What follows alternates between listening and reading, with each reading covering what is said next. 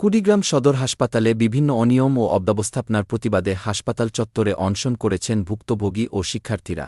পরে কুড়িগ্রাম জেলার police super ও কুড়িগ্রাম সদর হাসপাতালের তত্ত্বাবধায়কের আশ্বাসে অনশন কর্মসূচি তুলে নেন ভুক্তভোগী ও শিক্ষার্থীরা। আমাদের কুড়িগ্রাম প্রতিনিধি মোহাম্মদ ইউসুফ খানের পাঠানো তথ্যচিত্রে দেখুন ডেস্ক রিপোর্ট।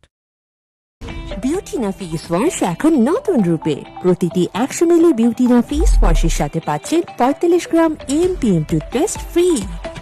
কুড়িগ্রাম সদর হাসপাতালে বিভিন্ন অনিয়ম ও অব্যবস্থাপনার প্রতিবাদে অনশন কর্মসূচি পালন করেছেন ভুক্তভোগী শিক্ষার্থীরা। পরে কুড়িগ্রাম জেলা পুলিশ সুপারের উপস্থিতিতে হাসপাতালের তত্ত্বাবধায়ক ডা. শহীদুল ইসলাম সকল দাবি মেনে নিয়ে আগামী 2 দিনের মধ্যে সমাধান করার অঙ্গীকার করেন এবং ভুক্তভোগী শিক্ষার্থীদের কাছে তাদের অনশন প্রত্যাহার করার জন্য অনুরোধ করেন।